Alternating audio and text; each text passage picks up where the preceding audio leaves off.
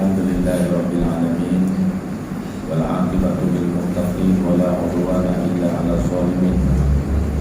Allahumma shalli 'ala sayyidina Muhammadin al-Fatih lima ughliq wal khatimi lima sabaq wa nasiril haqqi bil haqq wal hadi ila siratikal mustaqim wa 'ala alihi wa sahbihi haqqa qadrihi wa miqdarihi al-'azim. Rabbi shrah li sadri wa yassir li amri wahlul 'uqdatam min lisani yafqahu qawli. Rabbi yassir wa la tu'assir wa bitammim bil khair bi rahmatika ya arhamar rahimin. Subhanallah wa bihamdihi adada khalqihi wa ridha nafsihi wa zinata 'arsyihi wa midada kalimatihi. Hormati dan dikasihi Tuan Kursi, Surau, Tuan Imam, Bilal, semua ahli jawatan Rasul Surau, para asatizah, tuan-tuan, hadirin muslimin yang dirahmati Allah sekalian. Apa semua alam ini? Alhamdulillah. Pertamanya kita merofakkan setinggi-tinggi rasa syukur kepada Allah Subhanahu wa taala. Malam ini sekali lagi kita dapat berhimpun dalam suatu majlis yang sangat besar fadilahnya di sisi Allah Subhanahu wa taala. Mudah-mudahan kita semua sentiasa dalam limpahan rahmat, keampunan serta diberkati dan diredai oleh Allah Subhanahu wa taala. Insyaallah. Amin. Allahumma amin. Pada malam ini kita nak sambung bacaan kitab Sirah Nabi, iaitu berkaitan dengan tajuk Sirah Nabi ini sebagai satu jalan untuk kita memahami Islam dengan lebih baik, kerana melalui contoh daripada Rasulullah sallallahu alaihi wasallam sebagai penjelasan, pentafsiran kepada wahyu-wahyu yang Allah turunkan secara hidup, ialah melalui Rasulullah sallallahu alaihi wasallam. Apa yang hendak kita belajar melalui sirah Nabi bukanlah sekadar untuk mengetahui perkara-perkara yang lumrah, iaitu seperti tarikh Nabi sallallahu alaihi wasallam dilahirkan, bila baginda berkahwin dengan Siti Khadijah, atau bila Nabi diangkat menjadi rasul dan seumpamanya. Bukan sekadar itu saja kita baca sirah tentang Rasulullah sallallahu alaihi wasallam. Kita baca biodata berkaitan dengan seseorang tokoh lain, kita sekadar nak tahu lahirnya bila, pendidikannya macam mana, apa sumbangan yang telah dia buat sepanjang tempoh dia hidup, apa jawatan-jawatan yang dia pegang, dan bila berakhirnya dia mati. Habis macam itu saja. Itu tokoh orang-orang biasa. Tapi Rasul, kita belajar tentang dia bukan sekadar kita nak tahu bila Nabi dia lahir, tapi lebih daripada itu. Apa yang telah dihadapi oleh Rasulullah sallallahu alaihi wasallam semasa menyebarkan Islam. Yang ni yang kita nak ambil pelajaran. Kita already jadi orang Islam, tapi kita tak berhadapan dengan cabaran. Boleh dikatakan tak ada cabaran, kerana kita lahir sebagai seorang Islam. Tak sama cabaran yang kita hadapi dengan sahabat kita yang lahir sebagai kafir, kemudian di pertengahan usia dia dapat hidayah jadi orang Islam. Cabaran dia mungkin dia akan dibuang daripada keluarganya, akan diancam keselamatan oleh kawan-kawannya.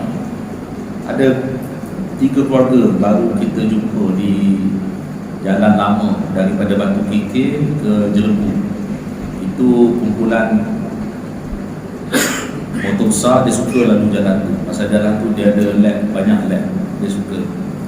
Kita pergi ziarah, ada 3 keluarga. Kita tanya dia, kenapa duduk sini? Sebab kebetulan dapat isyarat daripada Forest akan mengenakan tindak kasaman kepada 3 keluarga ni yang membuat penempatan di situ. penempatannya tidaklah bagus sangat banding dengan reban ayam kita. Reban ayam kita comel, mantap, luas. Rumah yang dia duduk tu do'ef daripada reban ayam rumah kita. Sebab Islam, sebab dia masuk Islam. Bila kita tanya kenapa duduk sini, macam mana boleh duduk sini, dia kata saya bukan duduk sini, saya ni daripada kampung lain. Saya duduk kat sini kerana saya kena halau dengan keluarga saya, sebab saya masuk Islam.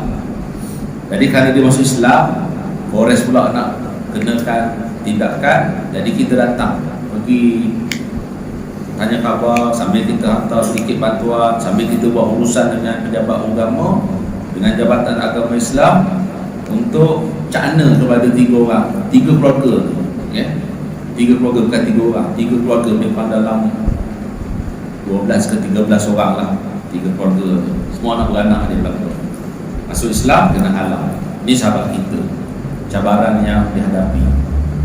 Baru nak buat rumah, bukan rumah sangat pun, kira dia boleh duduk lah, untuk dia tinggal kat situ, dah Forest pula dah saman. Yalah, sebab dianggap macam menceroboh lah, tambah-tambah bila ada aduan, tanah tu diceroboh oleh ni, ada orang pergi tengok kan. Jadi prosedur dia lah, Forest bila ada aduan, dia pergi tengok memang ada, maka dia dah sebut lah untuk mengambil tindakan saman tu. Tapi kita datang, kita slow talk dengan dia, minta supaya janganlah dikenakan tindakan. Kita cuba bantu 3 keluarga ni supaya macam mana dia boleh dapat tempat tinggal, diberi perhatian sewajarnya sebagai seorang yang kita kata baru masuk Islam, dan kita menjadi kewajipan pada kita membantu dia, orang Islam. Ada juga kawan-kawan kita lahir sebagai kafir, sampai mati dia kafir, dia ni tak ada apa-apa lah, dia pun tak suka dengan Islam. Cuma ada di sana orang kafir yang memusuhi Islam, kita pun kena tunjukkan stand kita sebagai seorang Islam. Tapi ada juga orang kafir yang tidak memusuhi Islam, dia kafir tapi dia tak suka perkara yang menghina-hina orang, menzalimi orang, dia tak suka. Dan orang yang macam ni kita kena beri layanan yang baik pada dia, sama macam kita memberi layanan yang baik kepada orang yang seagama dengan kita, tuan-tuan. Baik, Nabi ni, ni yang kita nak belajar, apa cabaran, ujian yang dihadapi oleh Rasulullah, insan yang paling istimewa di sisi Allah Subhanahu Wa Taala. Macam-macam Allah kenakan ujian pada dia. Yang ini yang kita nak belajar dalam hidup kita. Kalau dapat peluang untuk kita buat macam kerja Nabi SAW buat, dan kita juga kena menyediakan diri dari segi mental, perasaan, jiwa kita. Seandainya bila kita membuat kerja dakwah, kerja Islam sebagaimana yang dilakukan oleh Nabi SAW, kita berhadapan dengan penolakan, kita berhadapan dengan bantahan. Sekurang-kurangnya kita nak menyampaikan nasihat kepada ahli keluarga kita, isteri kita, anak-anak kita, contoh kan. Kalau tuan-tuan ditakdirkan dapat anak yang soleh, boleh jadi imam, jadi hafiz, itu insyaAllah tak banyak masalah. Mungkin kita kena beri pertolongan banyak kepada dia, terutamanya bila dia kata, abah saya rasa nak kahwin lah, masa tu kena tolong, contoh kan. Tapi ada juga ibu bapa yang Allah kurniakan ujian pada anak dia. Anak dia tu jadi ujian kan. Kecil-kecil disayang, dijaga dengan baik, diberi segala kemahuan. Tapi bila anak dia dah besar, anak dia menunjukkan sikap melawan, membantah, tak dengar cakap ibu bapa, condemn ibu bapa dia. Macamlah mak tu bagus sangat, macamlah abah tu warak sangat, kan? Kita jaga dia sepenuh kasih sayang, bagi belaka benda yang dia nak, bawa dia belaka pergi melancong. Kita melancong, kita bawa anak-anak kita, berhabis duit kita, ya? Kira apa yang kita ada ni semua bagi kat dia. Tapi satu peringkat dia membantah percakapan, nasihat yang ibu bapa dia bagi. Dia lawan, tak pernah setuju, ada je dia nak komplain. Masa ni tuan-tuan, orang yang ada anak macam ni, ini ujian kat dia, ya? Ada bapa mengadu anak dia, panggil dia dengan gelaran negro, mentang-mentang lah ayah dia hitam, nama ayah dia cantik, ya? Tapi anak dia panggil negro, minta duit, ya? Ayah dia kata, mana ada duit? Dia kata, aku tahu kalau ada duit, janganlah kedekut sangat. Allah, ayat ni tuan-tuan, anak bagi dekat bapa, ya? Memang dahsyatlah ujian kat dia. Sehingga ayah ni kata, lebih senang jaga lembu daripada jaga anak orang. Lembu walaupun dia bodoh macam tu, dia tak melawan, tak menyakitkan hati. Tapi manusia ni, bila dia besar, tu antara tadi percakapan dia tadi agak-agak tuan-tuan tak mendidih ke dalam dengar. Ni bukan cerita rekaan, ni memang betul tuan-tuan. Ayah ni datang mengadu, macam mana nak buat? Kita cakap doa je lah kepada Allah Subhanahu Wa Taala. Allah nak naikkan darjah dia sebagai seorang ayah, sebagai seorang ibu kepada anak yang begini, jadi ujian dalam hidupnya. Kena sentiasa berfikir macam mana cara nak tackle hati anak dia supaya jadi baik, jadi soleh. Ni hak cerita bagi orang yang ada anak macam tu. Dia kena fikir macam mana nak buat. Esok ni kalau takdir jumpa lagi dengan anak ni, apa dia nak bagi nasihat, nak bagi tazkirah, ya? Kalau anak kita bukan yang macam tu, insya-Allah tidak ada ujian pada kita. Kita pun tidur dengan aman, tidur dengan nyenyak. Sebab kita tak sakit kepala, tak sakit jantung kita nak fikir masalah anak yang macam-macam. Sebab anak semuanya baik-baik, anak semuanya dengar nasihat. Bukan saja dengar nasihat, minta pandangan daripada ibu bapa. Walaupun dia dah berjaya sangat dalam hidup dia sekarang, tapi dia tidak mengenepikan pandangan daripada ibu bapa. Tetap nak buat apa-apa, dia tanya dulu ibu bapa. Yang ibu bapa macam ni, boleh tidur nyenyak lah, insya-Allah. Baik. Jadi ini yang kita akan nak ambil pengajaran daripada pembelajaran dan pengajian sirah Nabi SAW, untuk kita lebih faham dengan Islam ni. Islam yang kita nak amalkan ni bukanlah Islam berdasarkan kepada ikut-ikutan. Kita buat macam ni sebab apa? Kita tengok tok kita dulu buat macam ni, kan? Pasal apa tengok tok? Tok belum tentu lagi betul. Contoh kan, atuk belum tentu betul lagi. Sebab atuk pun dia dapat ilmu daripada tok yang dia dulu. Dia buat macam tu pun dia tak tahu atas asas apa sandarannya, dia pun buat sebagai ikut-ikutan. Habis tu ustaz dia buat macam tu, kalau tak betul dari sudut agama sekarang ni macam mana? Kita doakan mudah-mudahan Allah menampunkan dia. Karena boleh jadi waktu itu tidak ada perkembangan ilmu macam zaman kita sekarang. Dulu tak ada pun TV, radio, smartphone, telefon cerdik tak ada. Sekarang smartphone ni apa maksudnya? Telefon cerdik, kan? Jadi orang yang kena nak guna telefon cerdik tu kena lebih cerdik daripada telefon cerdik. Kalau dia tak cerdik, maka banyaklah perkara yang mensia-siakan hidup dia dengan telefon cerdik itu. Sebab daripada telefon cerdik itu macam-macam kita boleh dapatkan maklumat. Tanya je Pak Cik Asyik Al-Bughli, kan? Macam-macam dia boleh bagi jawapan. Kita tanya satu perkara, dia boleh bagi beratus jawapan. Pilih yang mana nak. Bijaknya pakcik Google ni kan. Pakcik Google ni kita tak pernah jumpa dia, tapi dia memang sangat bijak, sangat sekali. Cuma menuntut kepada kita ada liputan internet lah. Kalau tak ada liputan internet, maka kita tak boleh nak bersua secara atas talian dengan pakcik Google. Baik, itu zaman kita sekarang.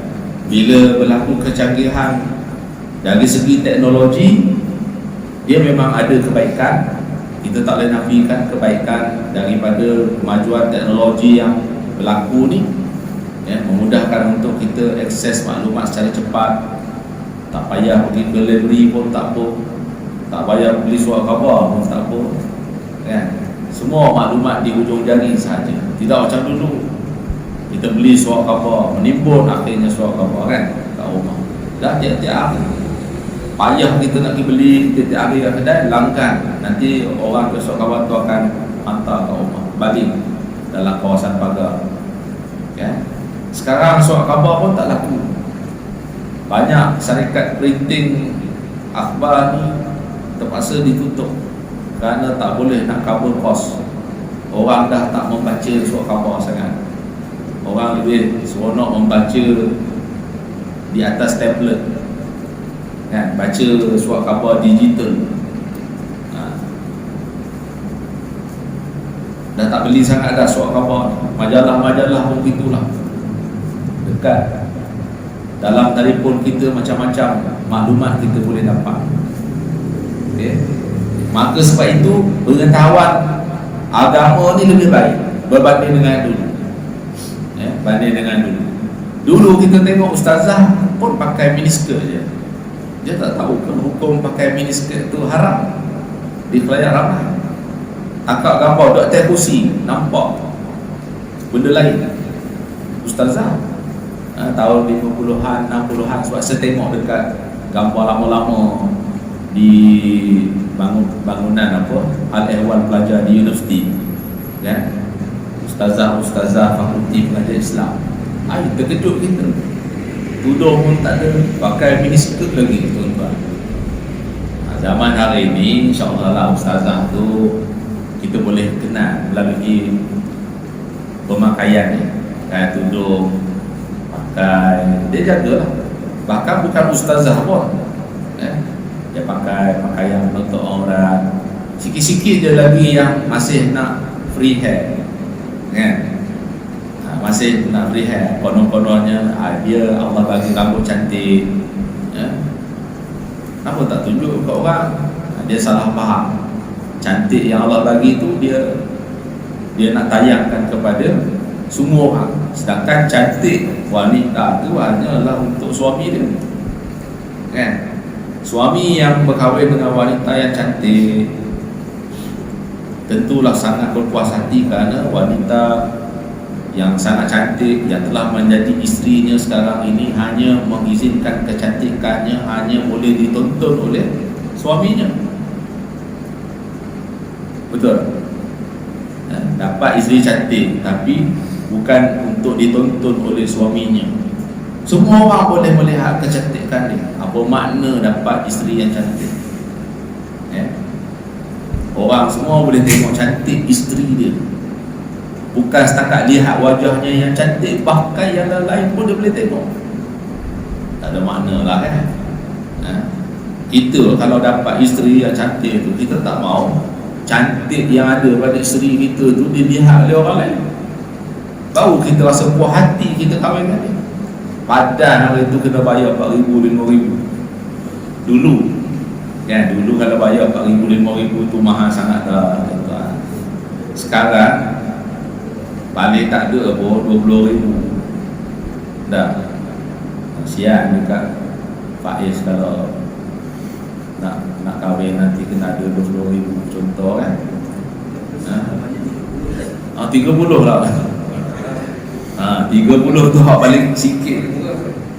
Sebab tu saya pesan dekat bapa-bapa yang ada anak perempuan, kalau boleh janganlah letak mahal sangat. Kalau ada anak kata nak kahwin, tolong bagi jadi, sudah. Duit hak kata kita nak suruh dia bagi 20,000, 30,000 tu biarlah dia guna untuk dia orang membina kehidupan baru.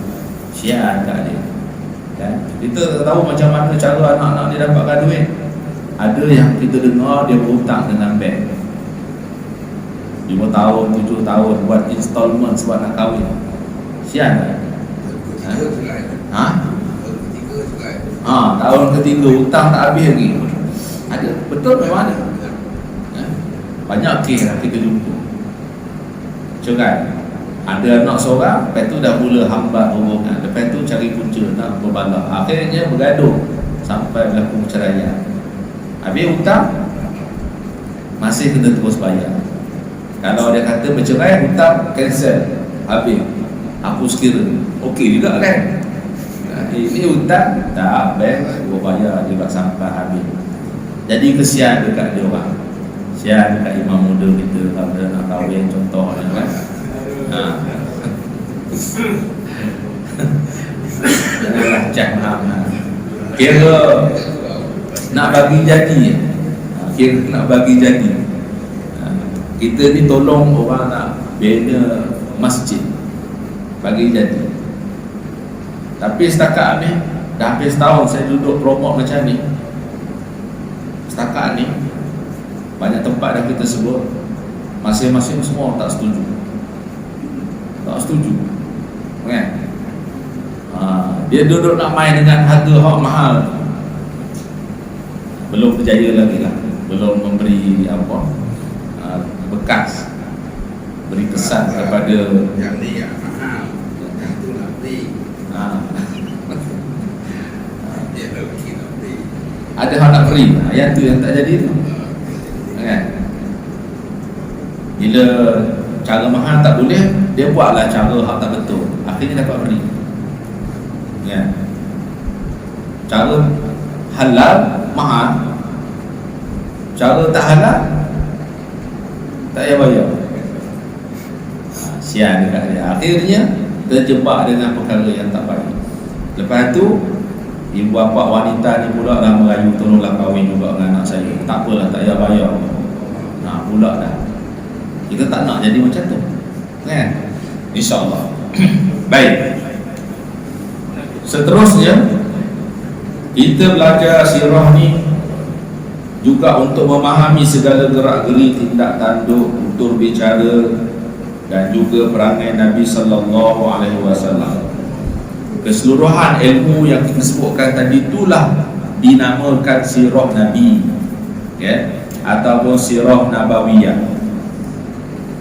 Walaupun sirah Nabi turut mengandungi tarikh ataupun ciri-ciri ilmu sejarah yang lain, memanglah nanti kita akan sentuh juga tarikh lahir Rasulullah bila kan? Dia termasuklah dalam tu. Dia tidak macam kita baca tokoh biodata tokoh-tokoh biasa ni, hanya membicarakan tadilah perkara asas tadi, lepas tu habis gitu je.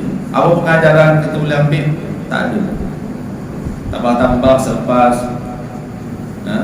meninggal dunia ataupun selepas tidak memegang lagi jawatan, bermacam-macam yang dibongkar tentang penyelewengannya, salah guna kuasanya kan?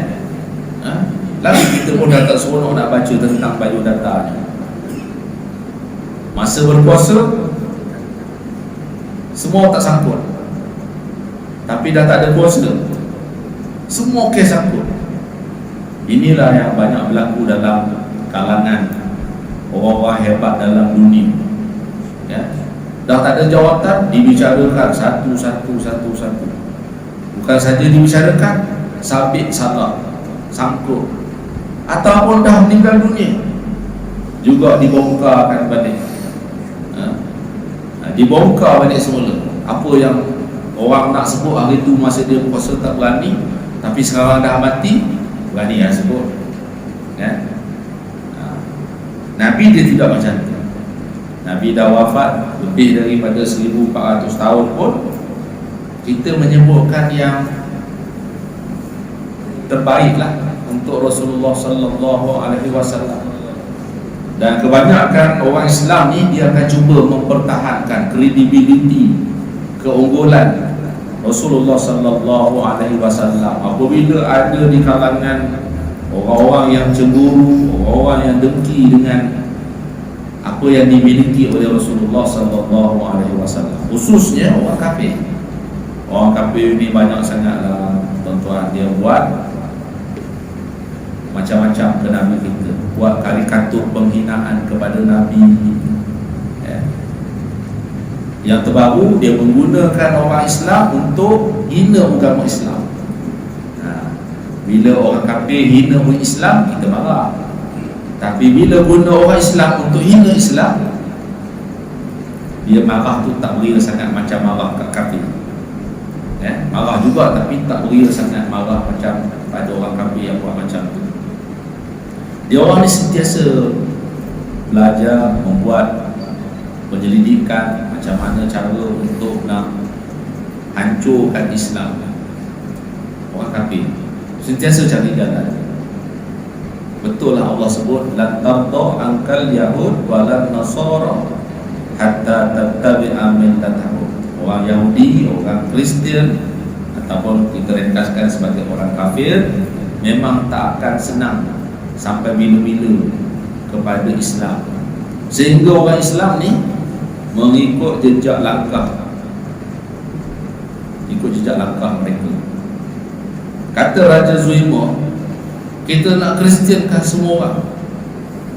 Kata pendi ayahnya, orang yang buat kerja untuk nak tackle orang masuk agama Kristian ni, dia tahu dah dia buat kerja kan. Susahnya nak ajak orang Islam ni keluar daripada Islam, susah. Tiba-tiba ketua dia kata, mari kita buat kerja untuk mengkristiankan semua orang. Susah. Dia kata, apa yang susahnya? Apa yang susahnya? Yalah susah, Tuan sebut kami yang buat kerja kan. Kami tahulah macam mananya orang Islam ni begitu berpegang teguh dengan ajaran Islam. Dia kata bagi kita, kalau sekiranya kamu berjaya tackle orang Islam ini untuk tidak beramal dengan ajaran Islam pun, itu sudah dikira berjaya. Orang Islam tapi tak beramal dengan ajaran Islam, ini pun dia kata sudah berjaya, walaupun dia tak masuk Kristian, tak apa. Sebab bila orang Islam tak beramal dengan ajaran Islam, maka dia hilang kekuatan. Hilang kekuatan dia sebagai orang Islam. Orang Islam ni kuat tuan-tuan bila dia berpegang dengan ajaran Islam. Sebab tu banyak siri peperangan berlaku dengan orang Islam, orang kafir tak pernah menang. Orang kafir tak pernah menang. Termasuklah yang terakhir, peperangan salib yang berlangsung hampir 200 tahun. Orang Islam menang. Pimpinan Salahuddin Al-Ayyubi dimenangi oleh orang Islam, walaupun pada peringkat awal orang kafir memandang sangat rendah kepada orang Islam. Kita boleh kalahkan orang Islam dalam tempoh masa yang sekejap sahaja, dengan bilangan tentera kita yang ramai, dengan kekuatan militeri, mempunyai senjata yang lengkap, canggih dan sophisticated. Sekejap je kita boleh kalahkan orang Islam. Tengok hampir 200 tahun berlawan. Dan yang paling memalukan mereka, dia kalah, orang Islam menang. Ingatkan dah ada canggih senjata ni, ingatkan dah bergabung dah antara Yahudi dan Kristian. Nak ramaikan orang kafir ni tuan-tuan, walaupun Yahudi dengan Kristian ni pun dia tak lagangi juga. Tapi bila nak lawan Islam, Yahudi dengan Kristian dia boleh bersatu. Dia boleh satu. Matlamat kita dia kata sama, untuk nak hancurkan Islam. Itu tentera ramai masa perang salib, tapi kalah juga. Lalu Gladstone dia kumpulkan Dia cakap kepada esko-esko dalam parlimen, kita tak akan dapat mengalahkan orang Islam kalau kita setakat gunakan senjata. Sebab Gladstone pun percaya orang Islam ni ada bantuan daripada tentera-tentera yang tak nampak ni, yang kita kenali sebagai Jundullah, tentera-tentera Allah. Kita tak akan menang kalau kita nak lawan dalam perang dengan orang Islam. Daripada perang Badar itu sampailah hak dia sendiri itu perang salib, tak pernah menang, melainkan walaupun orang Islam tu bilangannya sedikit. Contoh, bilangan orang Islam dalam lingkungan 3,000 saja semasa berlaku peperangan Mu'tah lawan dengan tentera Rom yang berjumlah hampir 200,000. 200,000 lawan 3,000, tuan-tuan. Logiknya 3,000 ni kena jadi lauk lah kan. Nabi dah pasang, dah bagi tahu, dah wasiat, kalau sekiranya Abdullah bin Rawahah mati, maka Zaid bin Harisah akan Ja'far bin Abu Talib akan mengambil alih pegang panji. Kalau Ja'far gugur, Zaid bin Harisah akan ambil alih pegang panji. Kalau Zaid bin Harisah gugur, maka orang Islam pilihlah di kalangan siapa yang paling layak untuk memimpin pasukan ketenteraan. Sahabat-sahabat dia dengar. Sahabat-sahabat dengar Rasulullah cakap tu. Abdullah bin Rawah dengar, Ja'far bin Abu Talib dengar, Zaid bin Harisah dengar. Kalau dah dengar ni Rasulullah sebut mati, confirm mati kan. Tapi sahabat-sahabat ni tak lari. Nabi dah sebut kita mati, baik kita tak payah join lah perang. Dah, mereka tak berpangkat untuk memboikot peperangan ni. Sebaliknya, mereka memang menunggu saat itu berperang dengan penuh semangat. Tiga-tiga orang ni mati, mendapat syahid. Abdullah Rawahah syahid, Ja'far bin Abu Talib, adik-beradik dengan Sayyidina Ali bin Abu Talib, mati juga. Zaid bin Harisah, iaitu hamba Rasulullah SAW, ada anak namanya Usamah bin Zaid, anak angkat Rasulullah SAW, anak kepada Zaid bin Harisah. Zaid bin Harisah pun mati. Kemudian orang Islam pilih masa tu Khalid Al-Walid jadi pemimpin pasukan panglima tentera. Khalid Al-Walid ni tak ada pangkat lagi pun masa awal-awal masuk Islam, tapi masa dia kafir, dia adalah panglima pasukan tentera, memimpin pasukan kafir Quraisy ni lawan Islam. Khalid Al-Walid ni penuh strategi, penuh dengan helah. Dalam peperangan boleh guna helah, banyak strateginya. Maka dia kumpulkan jumlah yang sedikit ni tadi, macam mana boleh dilihat sebagai ramai sehingga menggerunkan orang-orang Rom, tentera-tentera Rom, yang menyebabkan tentera Rom undur pasukan dia. Jangan kita lawan dengan orang Islam, nampaknya orang Islam ni mendapat bantuan. Sebenarnya bukan dapat bantuan daripada pasukan bantuan, dia sama-sama dia tu. Kerana strategi Khalid Al-Walid sangat berkesan. Ada pasukan yang ditugaskan untuk menaikkan debu. Naikkan debu je, kerja dia naikkan debu, supaya dia lihat seolah-olah orang Islam dapat bantuan daripada orang lain, pasukan tentera yang baru sampai. Sebenarnya bukan. Menyebabkan keadaan itu menimbulkan ketakutan tentera Rom. Undur. Mereka undur. Khalid Al-Walid kata, jangan kejar dia. Dia undur, kita patah balik semula. Bila sampai di Madinah, orang marah kepada Khalid. Orang marah kepada tentera Islam yang balik. Kenapa kamu balik? Rasulullah kata mereka bukan balik, mereka sebenarnya menang dalam peperangan itu. Sahabat-sahabat yang tak pergi berperang ingat tentera Khalid ni patah balik kan. Sebab dia orang anggap 3,000 nak lawan 200,000 ni bukan, ini mesti tak balik punya. Tapi ni boleh balik pasal apa kan? Dapat bantuan daripada tentera-tentera Allah. Maka Gladstone kata kita kena menjalankan strategi untuk memisahkan orang Islam ni dengan Quran. Pisahkan orang Islam ni dengan Quran. Buat strategi itu supaya orang Islam ni hilang kekuatannya. Bila dia jauh dengan Quran, dia hilang kekuatan. Apa strateginya? Itulah dia bawa sukan masuk kepada orang Islam. Akhirnya orang Islam pun bersukan, main betul-betul kan. Bukan tak boleh sukan, boleh sukan, tapi masalahnya dia main tu seolah-olah nak mewakili negara, tapi dok main dekat kampung kan.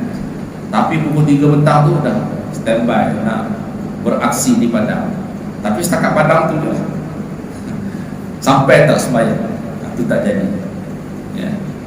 Bahkan sukan ini disebut sebagai batil. Batil ni bukanlah dosa, cuma tak ada apa-apa lah sia-sia, kecuali dia niat main bola untuk sihat sebagai riadah, supaya bila dia sihat dia boleh buat ibadat, dapat pahala. Tapi kalau main pukul 3 main sembahyang sadaq contoh kan, nak sihat kononnya tapi sampai tak sembahyang, jadi dosa. Dalam pahala tak boleh, dosa pula lagi pasal tak sembahyang.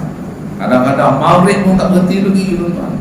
Punya seronoknya dia main takraw, main bola, main apa macam-macam sukannya ada. Ya, agama Islam bukanlah tak bagi sukan, boleh nak sukan. Nak main badminton, nak main takraw, nak main bola tampar, nak main futsal, main hoki, mainlah. Ya. Sehingga dia pakar dalam permainan tu tak apa, tapi jangan sampai tak sembahyang, jangan sampai menendahkan aurat kan. Ini sampai tak sembahyang, apa cerita? Sampai tak pakai pakaian menutup aurat, apa cerita kan? Dan inilah yang dibawa masuk oleh orang kafir untuk mengalihkan orang Islam. Akhirnya orang Islam balik main sampai tak ingat nak sembahyang, main sampai tak baca Quran. Kalau kita orang Islam nak main, kita ada doa dia dulu, baca doa dulu, minta berkat apa semua kan. Lepas tu setelah sembahyang kita berhentilah, kita sembahyang, bukan tak sembahyang. Setelah sembahyang kita berhenti dulu, rehat sembahyang, tapi tak sembahyang tak sembahyang juga, walaupun kita pesan tu, dalam ada pesan tu tak sembahyang. Kalau tak pesan lagi tak sembahyang. Kita tak syarat kalau boleh berpakaian menutup aurat, pesan dah, tapi tengok-tengok ada juga yang tak menutup aurat, tak kita sudah balik, main je lah, tak apalah. Mudah-mudahan lepas ni kalau dia nak join lagi, dia akan memakai pakaian menutup aurat. Ambil masa sikit ya. Mungkin sekali dua nasihat tu dia masih lagi tak alert dengan nasihat tu, tapi insyaAllah satu masa nanti ya, dia akan mula. Baru ni kita terlibat dengan permainan takraw. Ada pasukan junior, ada pasukan senior. Kita panggil lah veteran kan. Veteran ni nampak umur sangat, kita panggil senior. Senior tu sedap sikit bunyi dia kan. Kok dia nak melipat tu tak adalah segan sangat. Alhamdulillah yang senior ni pakaiannya dah okey dah, hampir keseluruhan menutup aurat. Kata tutup aurat tu asli tu, asli ya. Ada wakil orang asli daripada kampung Bukit Kepong, kampung Kepong ke Bukit Kepong, dia hantar rutin, dia asli tak apalah ya. Tapi bila dia tengok orang Islam semua pakai menutup aurat tu, nanti insyaAllah dia pun akan segan. Tapi hak junior ni, wah sedap lagi lah. Dan pakai seluar pendek, dia kata senang nak melipat, dia kata tak tersangkut. Tak apalah, kita pesan. Yang mudah-mudahan nasihat tu, pesan tu akan berkesan pada masa-masa yang akan datang.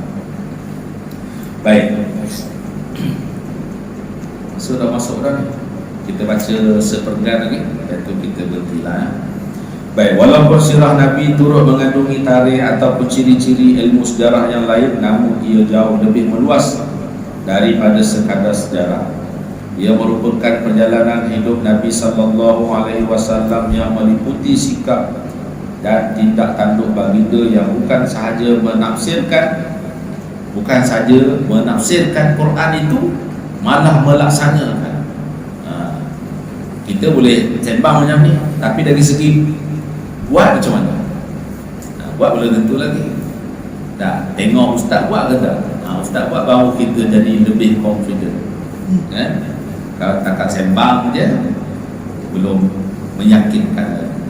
Seumpama sahabat bila dia tengok hebat, perkara pelik berlaku kepada Nabi, kan dia cerita dah dulu, tapi tak apalah, terulang. Sayyidina Aqil misalnya, dia berjalan bersama dengan Nabi, tiba-tiba unta datang bertemu dengan Nabi, minta tolong dengan Nabi. Tak pernah dia dengar haiwan boleh bercakap dengan manusia.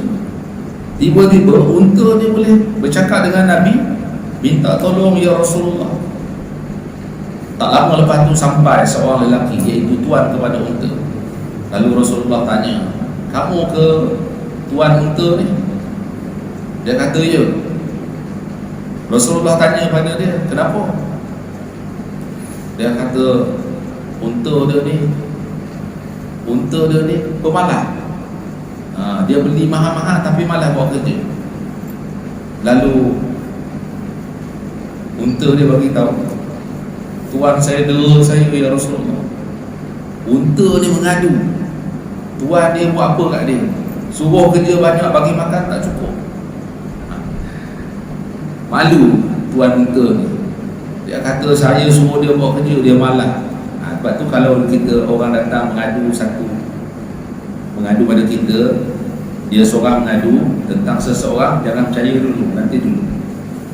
Ya? Dengar cerita yang kena tuduh tu, sebenarnya jadi macam ni sebab apa? Ya? Baru kita tengok, buat pertimbangan. Jangan ambil je hak yang aduan daripada orang pertama ni. Sebab boleh jadi dia tak cerita yang sebenarnya dia nak marah tu sebab apa? Ya? Kenapa unta dia lari? Sebab dia nak pukul. Sebab malas kerja, dia kata. Malas kerja, dia kata. Beli mahal-mahal, suruh kerja malas. Lebih baik sembelih je kan. Macam tu lah. Macam kita tanam pokok lah, ingatkan 4-5 tahun boleh makan hasil. Tengok-tengok dah 20 tahun tak berbuah-buah pun. Apa faedah pokok ni kan? Kita pun kata baiklah kita tebang, tanam pokok lain pula. Dah tunggu 20 tahun tak keluar hasil pun. Duk sapu-sampah daun dia je. Kan? Jadi unta ni kata, ya Rasul, sebenarnya tuan aku ni suruh buat kerja banyak, tapi makan bagi tak cukup. Lalu Rasulullah bagi nasihat kepada tuan unta ni, layanilah haiwan ni dengan baik. Sebab walaupun dia haiwan, tetapi dia ada perasaan. Dia ada perasaan. Kawan kita bela kuda di Teluk Kemang, dia tak tahu beranak. Dia tahu beranak. Subuh betul. Rupanya dia kata, dia bagi tahu, kuda ni pun kalau kita tak bagi dia stres, dia mudah nak berhibur dengan pasangan dia. Jadi bila dia mudah berhibur dengan pasangan dia, itu yang boleh beranak tu, dia tak tahu. Tapi kalau dia penat, balik kandang penat, stres lagi, esok kena kerja lagi. Macam itulah setiap hari kehidupan dia. Bila masa dia nak berhibur dengan pasangan dia, dia suruh kerja pagi sampai tengah hari je, petang kau rehat, udah kau rehat. Dapat rehat yang cukup, malam boleh berhibur. Tunggu nanti tahun depan beranak lagi seekor. kan? Dia tak tahu beranak. Sekarang ni dah ada 12 ekor kan? Dia kata, bagus betul lah kuda ni kan? Seronok dia. Kuda kan mahal kan? Seekor kuda kan boleh beli Asia seperti tak, harga dia. Kalau kuda yang apa tu, Jerman tu, itu lagi mahal. Itu mungkin pesona pun dapat seekor kuda tu kan. Kalau yang bukan Jerman tu, kuda apa dia panggil tu? Kecil sikit tu. Bukan kuda padi, kuda kecil sikit tu kan? Kuda padi tu murah lagi sikit lah. Ini harga dia, wah, 30,000, 35,000 seekor. Mahal kan? Dia boleh beranak tu kira dia seronok lah. Baik. Jadi kita boleh tengok Nabi ni bukan saja menafsir, tetapi memberikan contoh, melaksanakan apa yang disebut dalam Al-Quran itu. Wahyu Allah yang diturunkan sebagai panduan manusia itu sangat memerlukan tafsiran. Kita baca Al-Quran, kalau tak ada orang yang tolong tafsirkan, kita tak faham. Tambah kita orang Melayu lagi tak faham. Cakap Melayu pun tak berapa nak faham kan. Kita cakap dengan anak kita, buat benda ni, buat benda tu, tengok-tengok dia tak buat kan? Tanya dia siapa tak buat. Ayah sebenarnya suruh saya buat apa? Dia tak faham maksud arahan tu tadi kan. Pasal arahan kita tu terlampau tinggi, anak kita tak sempat capai akalnya. Lepas tu kena tanya balik semula, pasal apa awak tak buat, apa suruh buat gini, apa dah bagi tahu buat gini. Rupanya dia tak faham arahan tu. Cakap Melayu bukan cakap Inggeris tu kan, bukan cakap bahasa lain. Tak faham juga, kena ulang 2 kali, 3 kali ya. Lagilah bahasa lain. Quran ni bahasa Arab. Bila bahasa Arab, dia menuntut kepada pentafsiran. Lalu Allah Subhanahu wa taala mengutuskan Nabi untuk menjadi pentafsirnya. Allah turunkan Quran, Allah turunkan bersama dengan Quran itu Nabi untuk menerangkan kepada kita, jadi cikgu, jadi guru ya. Kalau Quran saja Allah turun, Nabi tak diturunkan, kita baca gitulah tak faham. Apa kerja yang kita kena buat ni sebenarnya? Apa sebenarnya mesej daripada ayat Quran ni yang Allah nak bagi tahu kat kita? Sebab tu datang Nabi ni untuk menerangkan apa arahan-arahan, perintah-perintah yang terdapat di dalam Al-Quran itu ya? Nabi bukan nak ajar pada kita cara nak tanam padi, bukan. Cara nak masak nasi, makan sedap, nak makan sedap, Nabi tak ajar tu. Nabi diutuskan kepada manusia ni untuk menerangkan Quran ya? Perkara dunia, Nabi kata terpulanglah kepada kamu nak buat macam mana. Kamu lebih ahli dalam bidang keduniaan. Nabi tak letak kena macam ni, kena macam ni bila perkara dunia. Tapi bila kepada perkara agama, detail Nabi terangkan berdasarkan kepada wahyu Allah Subhanahu wa taala. Okay? Segala gerak-geri Nabi dalam kehidupan insya-Allah kita sambunglah pada pertemuan yang lain. Mudah-mudahan sedikit yang kita kongsikan pada malam ini adalah manfaat sedikit pada kita semua setidak-tidaknya ya. Mudah-mudahan kita dapatlah gambaran berkaitan dengan sirah Nabi sallallahu alaihi wasallam secara mukadimahnya. Wallahu a'lam. Sekian, assalamualaikum warahmatullahi wabarakatuh. Bismillahirrahmanirrahim. Alhamdulillahirabbil alamin wassalatu wassalamu ala asyrafil anbiya'i wal mursalin wa ala alihi wa sahbihi ajma'in. Rabbi zidna ilman warzuqna fahman bi